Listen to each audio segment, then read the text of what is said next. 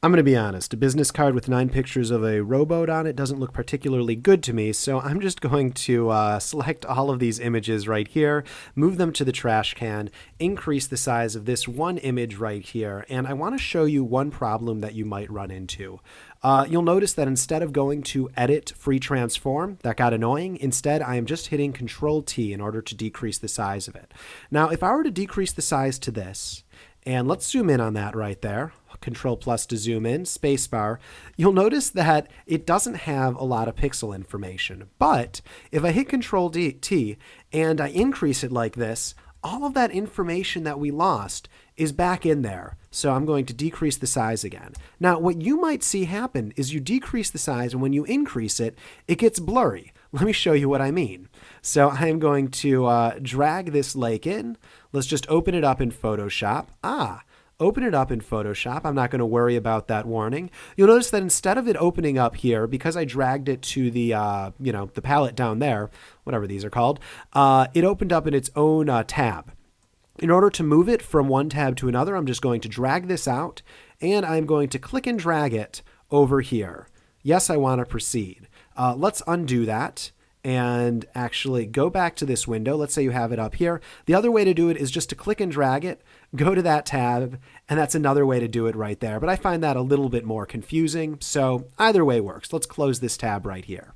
Now, if I decrease the size of this image, Control T to transform, decrease the size of this right here, and let's zoom in right here, and we can see that we don't have a lot of pixel information.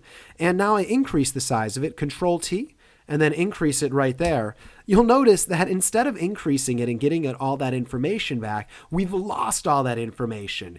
It was using this tiny bit of information right here in order to tell us what the big version is, which isn't particularly helpful. So why, with this one, are we able to decrease it to a teeny tiny image and then increase it and get everything back? Whereas with this one, we're not able to do that. When we try increasing it, it ends up looking like, well, crap. Here's the reason.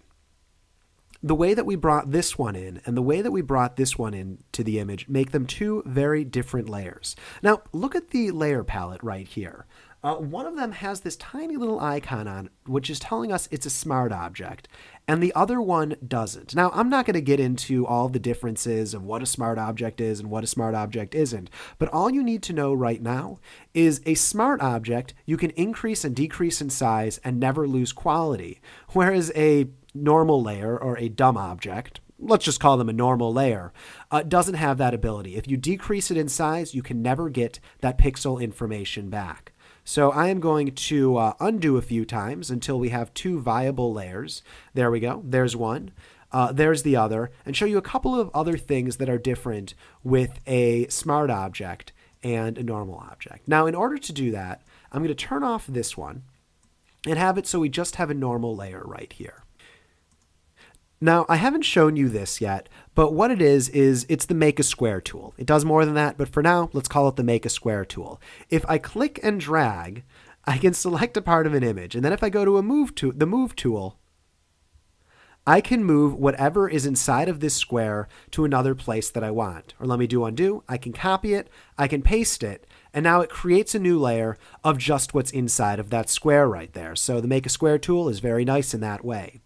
If I were to go to, here we go, if I were to go to our Smart Object layer and do that same thing, so let's create a square and then use my Move tool and then try to drag it, I'm not able to do it.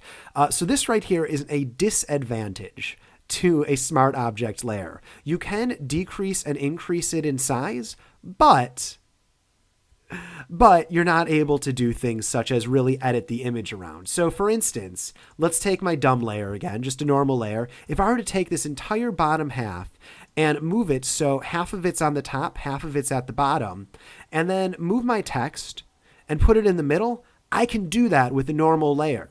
But with the Smart Object layer, I'm not able to split it in half like that, at least not in any simple way. So that's the difference between a layer that's a Smart Object and a normal layer. All right, so the question that I'm sure you have right now, don't worry about how I'm doing multiple undos at once. It just speeds things up for demonstration. Let's not bog you down with information that you shouldn't need to care about. Now, the thing that I'm sure you're wondering right here is, okay, so why is this one a normal layer and this one is a smart object? The reason for that is if you drag an image directly into the document, I'm going to hit enter, it becomes a smart object. Let's delete that. Or let's bring it to the top of the layer stacking order, and then let's delete it. However, if you drag it into Photoshop, it opens up as its own document, and then you move that document into this palette, it just sets it up as any old layer. So you can switch something from being a smart object to not being a smart object. And the way to do that is by right-clicking and saying convert to smart object. And you can also turn something from being a smart object to being a normal layer. And the way to do that is by right-clicking and saying rasterize layer. But for now, I just wanted you to know the difference between these two things. Essentially, a smart object, you can increase and decrease in size and never lose any information. And a normal layer, you can move things around as you want to your heart's content. And listen, this is just a small showing of the sort of things you can do with the normal layer. But if you decrease it in size, you've lost all of the information. So I just want to make that clear, the difference between a smart object and a normal layer.